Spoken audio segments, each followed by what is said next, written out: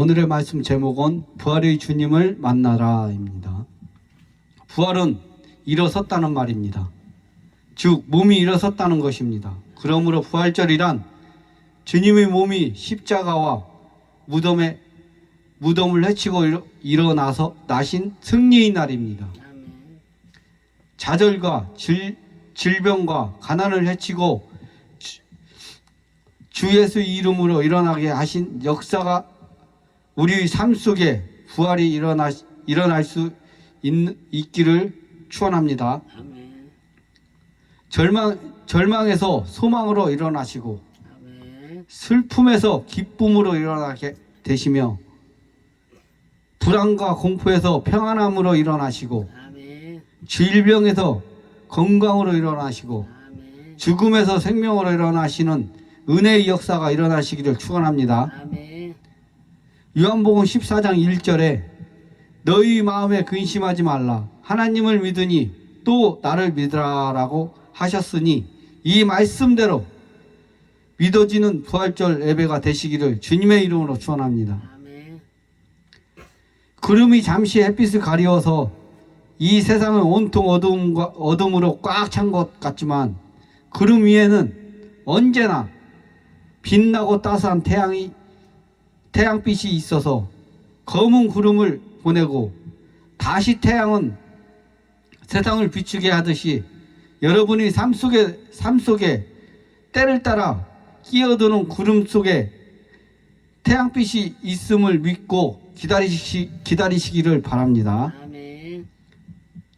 부활주일은 완전한 절망에서 영원한 소망으로 일으키신 날입니다. 여러분도 일어나라는 뜻을 가진 이 부활절이 되어지기를 바랍니다. 사도행전 3장에 미문의 안질뱅이 예수의 이름으로 벌떡 일어나 성전에 들어가 걷기도 하고 뛰기도 한 것처럼 말입니다.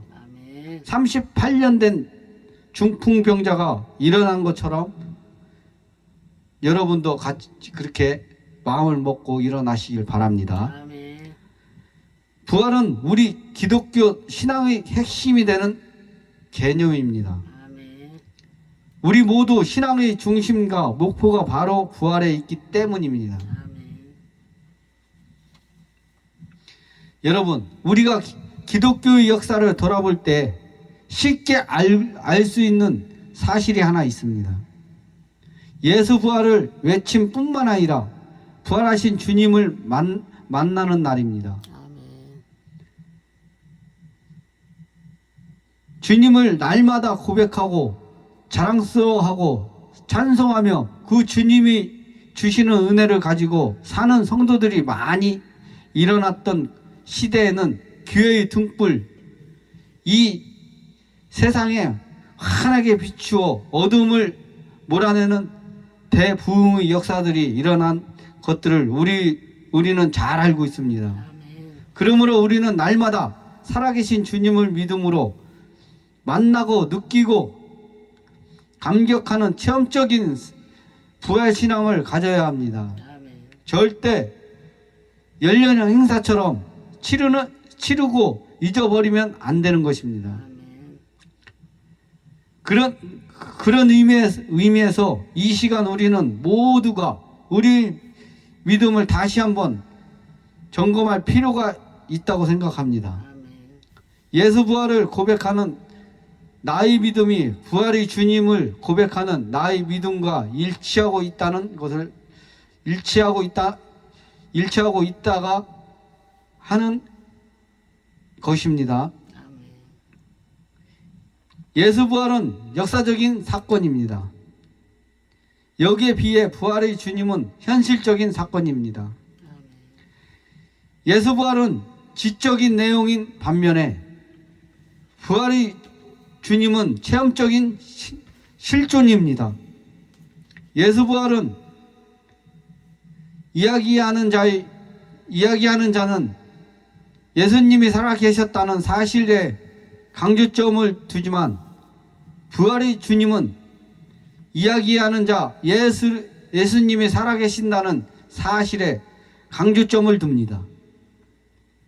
예수 부활은 주님이 묻히셨던 무덤을 주목하게 만들지만 부활의 주님은 지금도 살아계시는 주님을 주목하게 만듭니다. 그러나 우리가 분명히 알 것은 이 둘은 절대 분리된 것이 아니라는 사실입니다. 예수 부활과 부활의 주님은 하나입니다. 우리의 믿음이 양면인 것입니다. 예수의 부활을 믿습니까? 그렇다면 부활하셔서 살아계신 주님을 믿는 믿음이 따라야 합니다. 그를 날마다 만나는 체험이 있어야 됩니다. 우리들은 영적으로 예수 그리스도를 믿음으로 고백할 뿐만 아니라 그분의 영광을 보는 눈이 열려야 합니다. 그분의 음성을 듣는 귀가 항상 열려야 합니다. 살아계신 주님의 영을 느끼는 영적인 감각이 살아 있어야 합니다. 나를 위하여 십자가에 죽으실 때 못 박히신 그 손을 영의 눈으로 바라봐야 합니다. 영의 손으로 만져야 합니다. 부활하신 주님의 음성을 듣고 그분과 사랑을 속삭여야 합니다. 사도 바울은 고린도전서 15장 19절에서 만일 그리스도 안에서 우리 바라는 것이 다만 이생뿐이면 모든 사람 가운데 우리가 더욱 불쌍한 자라라고 고백하고 있습니다. 성경은 부활에 대하여 우리에게 말씀하고 주고 있는데 성경은 우리들에게 두 가지 부활이 있음을 말씀해 주고 있습니다. 하나는 생명의 부활이요 또 다른 하나는 사망의 부활입니다. 요한계시록 21장 1절에서 8절의 말씀을 보면 표현하자면 하나는 새 하늘과 새 땅으로 부활이요 또 다른 하나는 불과 유황으로 타는 못으로의 부활입니다. 성령은 그것을 둘째 사망이라고 말씀하십니다. 둘째 사망의 특징은 영원히 죽지 않는 사망이라는 것입니다. 그것은 죽지 않고 죽음의 고통을 당합니다. 그래서는 죽을 수 있다는 것이 복이 됩니다. 그러나 그곳에는 그러한 복이 없습니다. 꺼지지 않는 불무 속에 영원히 죽지 않고 죽음의 삶을 사는 것입니다. 그러나 우리가 믿고 소망하는 부활의 생명의 부활은 생명의 부활입니다. 새 하늘과 새 땅으로의 부활입니다. 그것이 진정한 의미의 부활입니다. 그것이 바로 생명의 부활입니다. 이 생명의 부활에는 다음과 같은 매우 중요한 두 가지 개념이 있습니다. 첫째는 회복이고 둘째는 부흥입니다. 생명의 부활 속에는 영원히 능력이 있습니다. 부활을 통하여 모든 것이 회복됩니다. 부활 속에 들어있는 회복의 능력에는 다음과 같은 것들이 있을 수 있습니다. 생명의 회복입니다. 부활을 통하여 모든 생명이 생명으로 회복됩니다. 부활은 모든 죽음을 생명으로 다시 회복시키는 하나님의 능력입니다. 데살로니가 전서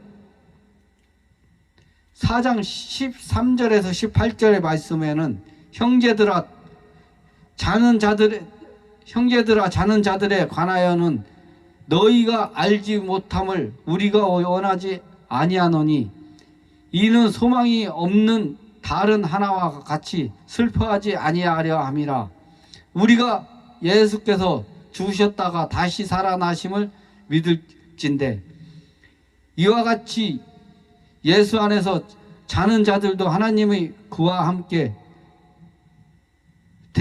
데리고 오시니라. 우리가 주의 말씀으로 말씀으로 너희에게 이것을 말하노니 주께서 강림하실 때까지 우리 살아남아 있을 자도 자는 자보다 결코 앞을 못하리라 라고 말씀하십니다.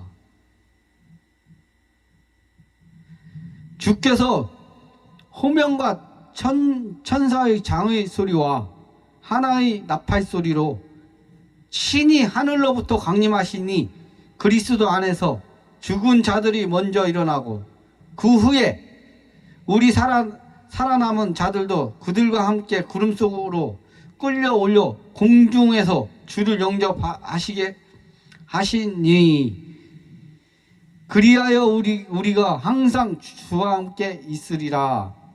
그러므로 이러한 말씀으로 서로 위로하라.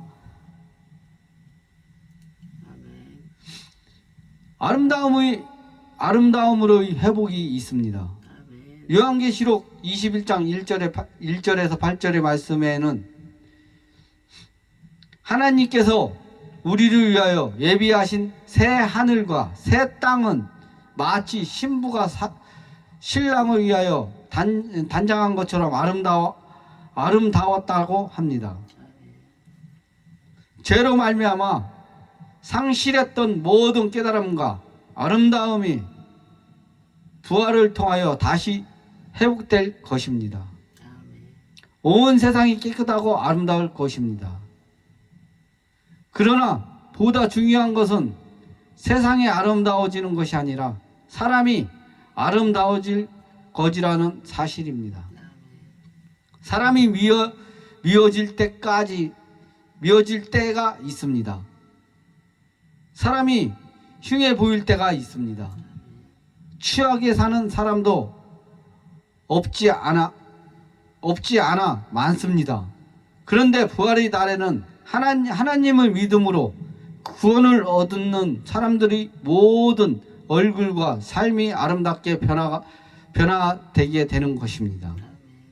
죄로 말미암아 잊어버렸던 하나님의 형상을 다시 회복하게 될 것입니다. 완전함의 회복입니다. 죄로 말미암아 타락한 세상은 불완전한 세상입니다. 그래서 세상은 늘 불완전하고 그래서 세상에는 삶이 늘 불안하고 초조한 것입니다. 이러한 부활은 그러한 우리 인간의 모든 불완전함을 안전함으로 회복시킬 것입니다. 그래서 이 나라에는 눈물로 애통도 없습니다. 안전한 세상이기 때문입니다. 세상의 부활 속에는 부흥의 능력이 들어 있습니다. 부활은 단순한 회복에서 그치지 않습니다. 회복만으로도 큰 은혜가 되지만 부활은 부흥의 능력을 포함하고 있습니다. 회복과 부흥은 본시 창조의 원리 유언 원칙입니다. 사람도 자연도 다 회복되고 있습니다. 회복은 창조의 원리요 원칙적인 것입니다. 부흥과 성장도 창조의 원리입니다. 밀알 하나를 심으면 그것이 30배, 60배, 100배가 된다고 성경에 말씀하고 있습니다. 이것은 최소한의 이야기하는 것입니다. 사실은 100배도 퍽 넘습니다. 하나님의 원칙과 질서 안에 있으면 부흥하고 성장하는 것이 원칙입니다. 시편 1편에도 보면 여호와의 율법을 즐거워하는 사람은 시냇가에 심은 나무와 같이 시절을 쫓아 열매를 맺으면 하는 날마다 원통한 것이라고 말씀하고 있습니다. 열매를 맺고 형통한 삶을 사는 것이 원칙입니다. 그것이 하나님의 뜻입니다. 그러므로 부활하게 될 때 우리의 삶, 단순한 회복되는 데서 그치지 않고 부흥하고 발전하게 될 것입니다. 보통 부활은 다음과 같이 세 가지 단어로 설명되어 있습니다. 부활은 회복이며 부흥입니다. 부활은 예수님의 재림과 심판을 통하여 이루어지게 될 것입니다. 그날과 그 시간은 우리가 알지 못합니다. 그러나 우리가 알아야 할 것이 있습니다. 그것은 부활의 때는 우리가 알지 못하는 미래가 될 것이지만 그 부활의 능력은 후에 나타나는 것이 아니라 살아있는 지금으로부터 나타난다고 하는 것입니다. 예수님을 바르게 그리고 온전히 믿으면 이 땅에는 우리는 부활의 능력이 더집으면서 살아가게 된 것입니다. 그 부활의 능력은 회복과 부흥으로 우리의 삶에 나타나게 되는 것입니다. 모든 죽음과 실패는 생명과 성공으로 회복될 것입니다. 우리의 악함과 추함은 선함과 아름다움으로 회복될 것입니다. 우리의 불완전한 모든 삶은 안전하고 안전한 삶으로 바뀌게 될 것입니다. 그리고 우리의 삶에는 진정한 부흥의 역사가 일어나게 될 것입니다. 성경이 약속한 바와 같이 시냇가에 심은 나무가 시절을 쫓아 열매를 맺는 것과 같은 현상이 우리의 삶에 구체적으로 나타나게 될 줄을 저는 믿습니다. 이 놀라운 부활은 능력과 복은 오직 믿음으로만 얻을 수 있습니다. 돈은 귀하고 좋은 것입니다. 이 세상 온갖 좋은 것들을 살 수 있습니다. 그러나 돈으로 부활할 수 없습니다. 세상의 어떤 지식으로도 그리고 세상의 어떤 권세로도 구원과 부활을 살 수는 없습니다. 구원과 부활은 오직 믿음으로만 살 수 있습니다. 오직 믿음이 부유함으로만 이 부활의 능력을 소유할 수 있습니다. 그런데 우리 문제는 이 믿음이 부유하지 못한다는 것입니다. 우리의 믿음은 참으로 가난하고 초라할 때가 너무 많습니다. 믿음이 없는 것은 아닌데 이것이 너무 보잘것없이 초라하여 부흥의 능력을 덮이지 못하고 참으로 가난한 삶조차도 삶을 살아가게 되는 것입니다. 믿음으로만 구원을 얻을 수 있습니다. 구원을 얻으면 죽어서도 물론이지만 이 땅에서도 부활의 능력을 더 짓게 될 것입니다. 모든 죽음과 실패는 회복될 것이고 모든 삶과 일에는 하나님의 부흥의 원칙에 나타나게 될 것입니다. 믿음의 부유함을 사모하실 수 있기를 바랍니다. 믿음으로 살고 일어나기를 위하여 힘쓰고 노력하며 기도하실 수 있기를 바랍니다. 가정생활을 믿음으로 하고 직장생활을 믿음으로 하고 교회 생활을 믿음으로 하실 수 있기를 바랍니다. 그렇게 되면 믿음으로 한 모든 일에 구원과 부활의 역사가 나타날 줄 믿습니다. 믿음이 부유한 자들이 되어 구원과 부활의 능력이 되는 삶을 사시는 저와 여러분이 다 되실 수 있기를 바랍니다. 부활의 주님을 만나자입니다. 부활의 주님을 만나면 슬픔이 사라집니다. 누가복음 23장 27절에 보면 예수님이 십자가를 지고 골고다를 향하실 때 그 뒤를 따라간 무리들 가운데는 가슴을 치며 슬피 우는 여자의 큰 무리가 섞여 있었다고 했습니다.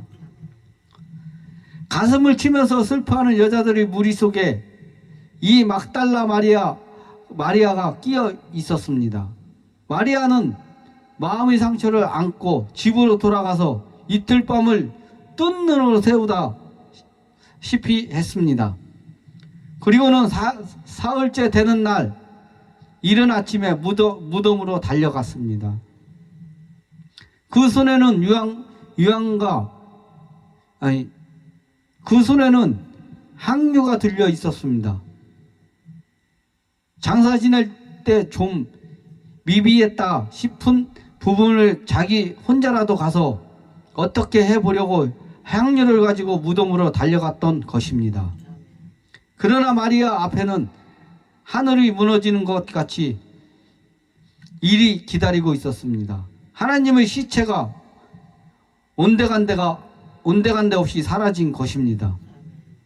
그리고 마리아는 간장이 녹아내리는 것 같이 슬픔의 눈물로 씻어내며 울고 있었습니다.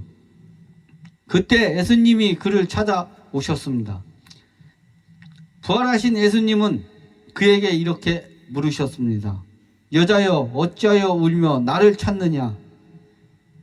그랬더니 마리아가 뭐라고 했습니까? 당신이 내 예수님의 시체를 훔쳐갔으면 어디 있는지 가르쳐 주세요. 내가 가서 다시 가지고 오겠나이다. 그때 예수님은 마리아야 하고 부르셨습니다. 그것은 평소에 자주 듣던 그 음성이었습니다. 바로 주님의 음성이었던 것입니다. 마리아야, 마리아야 하는 주님의 음성을 들을 때 슬픔이 가득했던 얼굴이 기쁨으로 활짝 피었을 것입니다. 눈물을 흘렸던 그 눈에는 기쁨이 충만하여 강체가 났을 것입니다.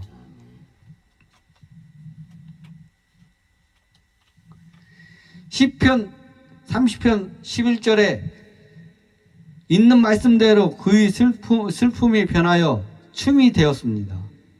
베옷을 벗기고 기쁨으로 띄우시는 축복을 마리아가 체험한 것입니다.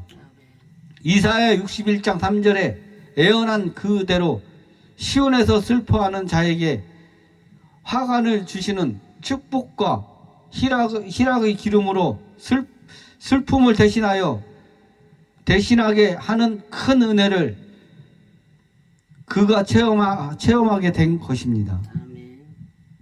살아계신 주님을 만나는 사람은 슬픔이 변하여 기쁨이 되는 은혜를 자주자주 체험할 수 있습니다. 부활의 주님을 만나면 공포가 사라집니다. 다음으로 슬퍼 볼 것은 10명의 제자들입니다.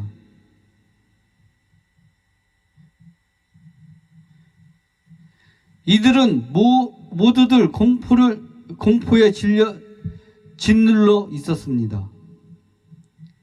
방문을 걸어 잠그고 있었던 것으로도 그들은 얼마나 두려움에 떨고 있는지 충분히 상상할 수 있습니다. 그렇게 믿고 의지했던 선생님이 처참하게 죽음을 당하는 모습을 봤을 때 그들은 자신감과 용기를 다 잊어버리고 말았습니다. 공포 분위기가 제자들의 주변을 점점 쥐어들기 시작했습니다.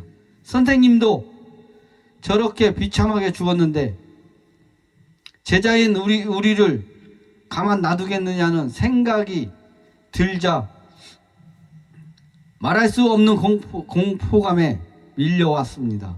그래서 그들은 방문을 걸어 잠근 채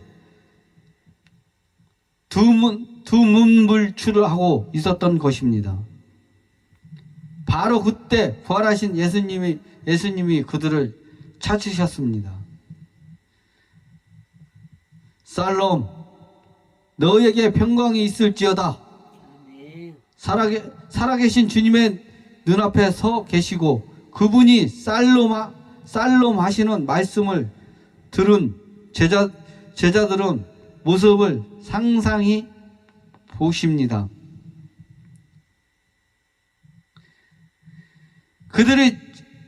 그들의 축 처져 있던 어깨가 힘을 얻은 것입니다. 가슴을 가히 누르고 있던 공포가 온데간데 없이 사라지고 평안이 찾아왔을 것입니다.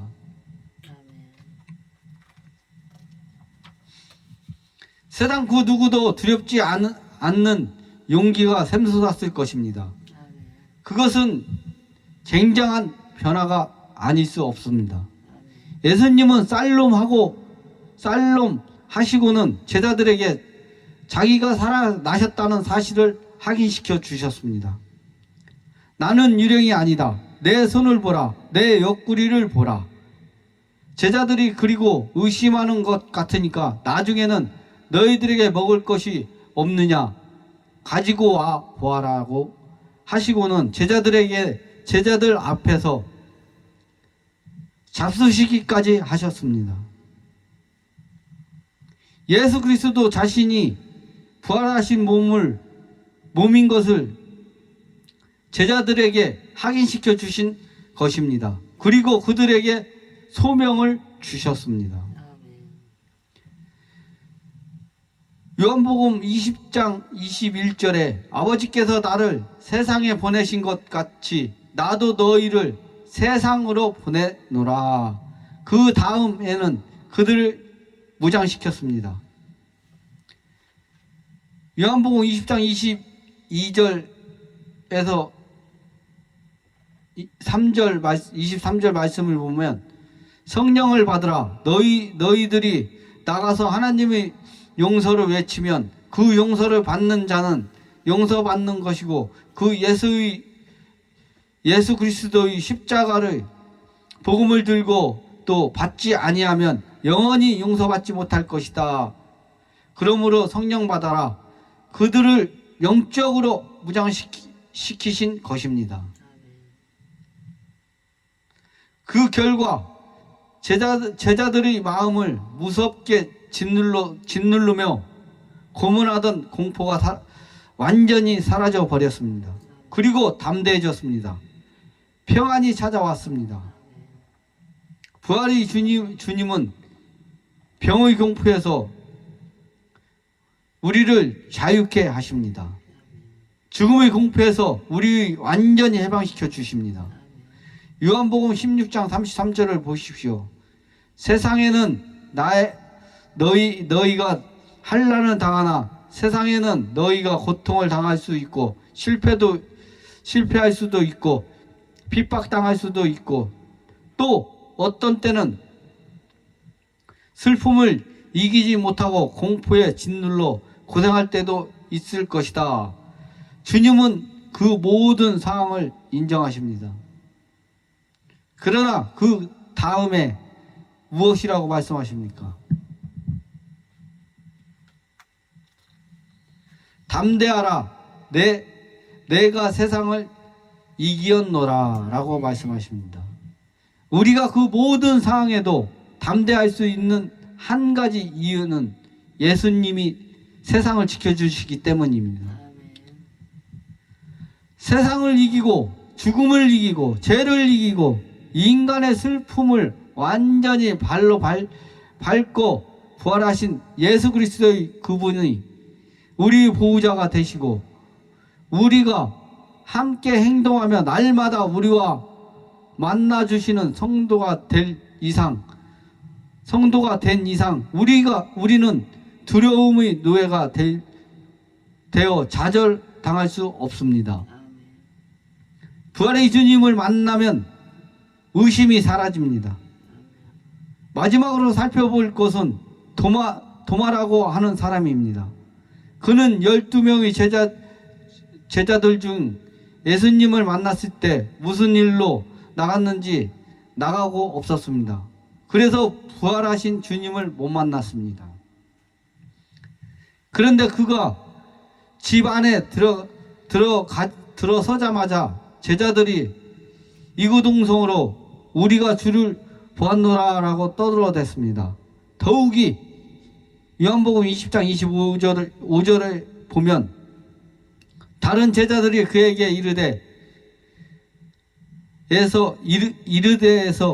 이르되라는 말은 현재 형통사로 되어 있습니다. 헬라어에는 현재 형통사는 계속과 반복을 의미합니다.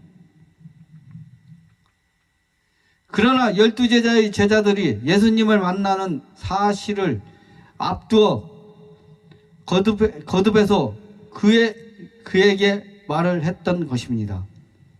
그러나 도마는 내가 예수님의 손의 못자국을 보면 내 손가락을 그 못자국에 넣으며 그 손을 옆구리에 집어넣어 봐야만 믿겠다라고 했습니다. 그는 보는 것으로도 만족지 못합니다. 반드시 그 못자국에 손을 넣어봐야 믿겠다는 것입니다. 요한복음 20장 27절 믿음 없이 없는 자가 되지 말고 믿는 자가 되라라고 말씀하십니다.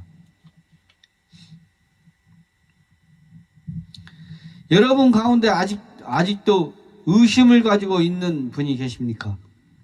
아니면 자기도 모르게 자꾸 회의적인 생각 때문에 끌려다니는 분이 계십니까?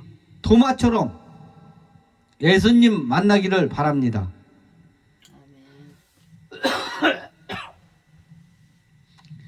예수님을 만나자마자 도마는 이렇게 고백했습니다. 요한복음 20장 28절을 보시면 나의 주시오 나의 하나님이십니다. 예수님은 도마 보고 이렇게 말씀했습니다. 예수님은 부활의 예수를 본 사람에게 가서 전하라고 명령하셨습니다. 그들은 말을 듣고 믿게 하신 것입니다. 요한복음 20장 31절에 오직 이것이 기록함은 너희 속에 예수께서 하나님의 아들 그리스도이심을 믿게 하려 함이요 또 너희로 믿고 그 이름을 힘입어 생명을 얻게 하려 함이니라 라고 말씀하셨습니다. 우리가 예수님의 부활을 본 사람의 증거를 듣고 믿어 생명을 얻게 하려는 것입니다. 주님의 부활은 목격한 사람의 말을 듣고 믿으라고 하는 것입니다. 이 말씀을 듣는 도마는 그때부터 믿음의 사람이 되었고 결국에는 수십 년 후에 인도에 가서 복음을 외치다가 순교하는 자리까지 갔습니다. 여러분, 부활의 주님을 만나시기 바랍니다. 회의적인 사람일수록 이 예수님을 만나셔서 믿음 없는 자가 되지 말고 믿는 자가 되어라 라고 하시는 주님의 음성을 날마다 들으시기를 바랍니다. 그럴 때 우리 자신에게 변화가 일어납니다. 의심이 사라지고 확신이 찾아듭니다. 소망이 없는 자가 소망을 갖게 됩니다. 방황하는 자가 분명한 인생길을 걸어갈 수 있습니다. 우리의 세계는 믿음을 가진 자의 세계입니다. 믿음이 없는 자에게는 온 세상 이 캄캄하고 소망이 없는 것처럼 보이지만 죽음을 이기고 부활하신 예수 그리스도를 믿는 그 믿음을 가지고 보는 자의 눈에는 소망이 있고 미래가 있습니다. 여러분의 삶 가운데 죽음을 이기신 부활의 주님을 모시고 부활의 믿음으로 날마다 승리하는 사람이 되시길 주님의 이름으로 축원합니다. 아멘. 기도합니다.